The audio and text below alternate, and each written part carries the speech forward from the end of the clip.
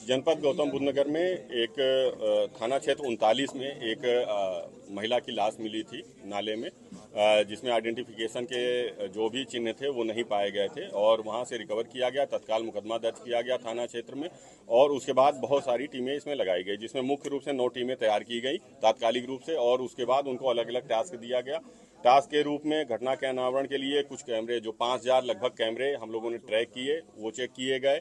Root जितने entry exit point थे उसको डेडिकेटेड रूप से टीमें लगाई गई उसको चेक करने के लिए और उसके बाद लगभग 1100 वाहनों को ट्रैक किया गया इसमें और आने जाने वाले जितने वाहन थे उनको जीरोइंग करते हुए हम लोग 44 गाड़ियों को जीरोइंग किए कि ये संदिग्ध अवस्था में है या इनकी एक्टिविटीज कुछ सस्पिशियस लग रही है। उसको भी उनके ड्राइवरों को, मालिकों को और अन्य लोगों से पूछताछ की गई। इसके अलावा सर्विलांस के लगभग 60-70 हज़ार नंबरों को भी हम लोगों ने ट्रैक किया, वहां से आइडेंटिफिकेशन के लिए लिया।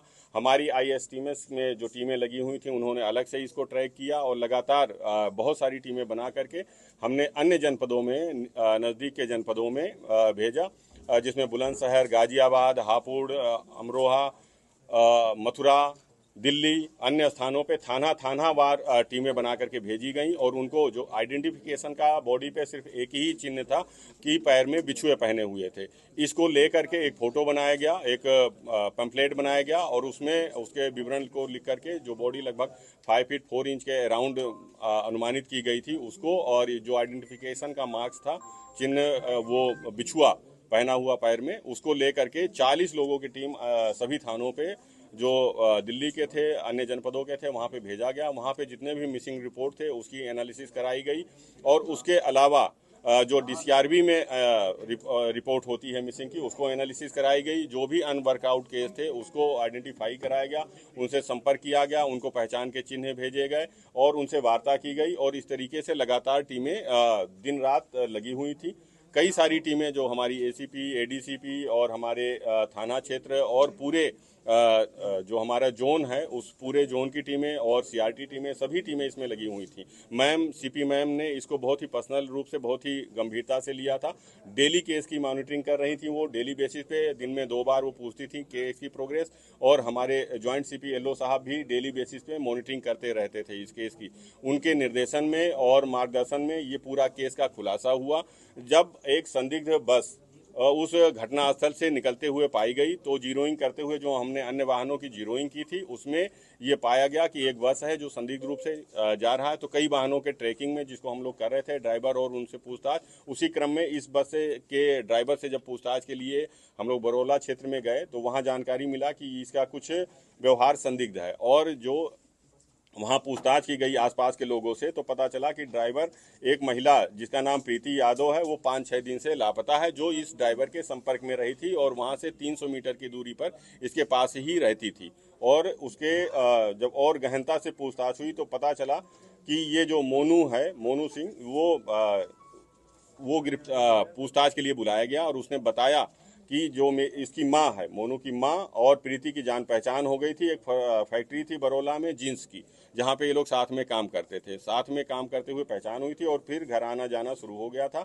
इसके बाद लगातार इसके घर आती थी। वहीं पे जो मोनू था उसका प्रीति से अनैतिक संबंध बन गया था, अनैतिक संबंध बन गया और लगातार वो इस पे दबाव बनाने लगी। चूंकि 2-2.5 साल से ये संपर्क में थे, आपसी संबंध चल रहे थे और उसके बाद इसके भी बच्चे थे, उसके भी बच्चे थे जो साथ में रहते थे। इसके परिवार में चूंकि नज़दीक में रहना था, आना जाना था और इसके 2 बेटी और 1 बेटा था मोनू सिंह के।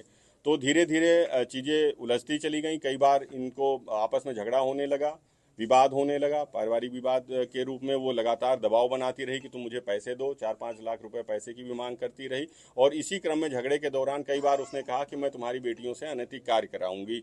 उसको कहीं ना कहीं इस बात का दुख हुआ कि ये हमारे परिवार से, हमारी बेटियों से अनैतिक कार्य करवाएगी, तो इसलिए कई दिनों से वो ये प्लानिंग में आ गया कि महिला इतना प्रताड़ित कर चुकी है मुझको कि इसे रास्ते से हटा दिया जाए, जैसा कि उसने पूछताछ में बताया। इसने कई दिनों से सोचा, फिर एक दिन इसको बुलाया महिला को, उसके घर गया दिन में और वहाँ से एक गड़ासा जो मछली मुर्गा काटने वाला था उसको लिया और महिला को बुलाया कि तुम भी आओ, और एक बस में इसने उसको बैठाया। जो ये बस चलाता था, एक सत्संग के उसमें चलाता था। ये बस में बैठाया करीब 3 साढ़े 3 बजे के आसपास और लेकर के निकला। वो आकर के एक सीएनजी पेट्रोल पंप है जो घटनास्थल से दूसरी तरफ पड़ता है थोड़ी दूर पे, वहाँ पे रुका। उसने स्वयं के लिए एक पराठा लिया और महिला के लिए मैगी लिया। वहाँ पे दोनों अंदर केवल 2 ही लोग थे उस बस में, और एसी बस चूँकि थी उसमें डार्क ग्लासेस लगे होते हैं, तो वो एसी बस थी। वहाँ पे इसने उसको खाने के लिए कहा। वो खाने में थोड़ा नानुकुर कर रही थी और उसी में झगड़ा फिर से पुनः इन लोग का स्टार्ट हो गया। दोबारा जब झगड़ा स्टार्ट हुआ तो उसको, इनकी बेटियों को पुनः उसने प्रोवोक किया कि तुम्हारी बेटियों से अनैतिक कार्य कराएंगे। इसी बात को लेकर के बहुत ज़्यादा गुस्से में आ गया और जो छुपा के उसने चापड़ रखा हुआ था उससे उसका एक झटके में गला काट दिया। गला काटने के बाद लगातार उसने उस पर कई वार किए। पहचान के जो भी चिन्ह थे इसने ये पूछताछ में बताया कि इसको लगा कि फिंगरप्रिंट से या आईरिस से या चेहरे के मिलान से पहचान हो सकती है, तो इसने फिर पूरा कई वार करके गला काट दिया, सर हटा लिया वहाँ से, और पंजे भी दोनों हाथ के काट लिए। उसको ले करके और उसके महिला के सारे कपड़े एक झोले में भर लिया और महिला को नाले में ही वहीं पे फेंक दिया। उसके बाद बस को ले गया और गाजियाबाद में एक सिद्धार्थ बिहार कॉलोनी है, वहाँ पे इसने बाकी के सामान, जो बाकी बॉडी पार्ट्स थे उसने झोले में जो रख रखा था, उसको वहाँ रख करके उसको एक बार कुचला। उसके बाद उसको वहाँ पे फेंक दिया, रेलवे ट्रैक पे फेंक दिया, जहाँ से वो माल इसकी निशानदेही पे हाथ और बाल और कपड़े आदि अन्य सामान वहाँ से बरामद हुए हैं। और उसके बाद जितने भी वाहन थे और सामान थे उनका फोरेंसिक टेस्ट कराया गया, तो उसमें ह्यूमन ब्लड के स्टेन पाए गए हैं। वो स्टेन ह्यूमन ब्लड के पाए गए हैं। उसको अब गिरफ्तार किया गया है, बरामदगी सुनिश्चित की गई है और अब इसको जेल भेजा जा रहा है, विधिक कार्रवाई की जा रही है।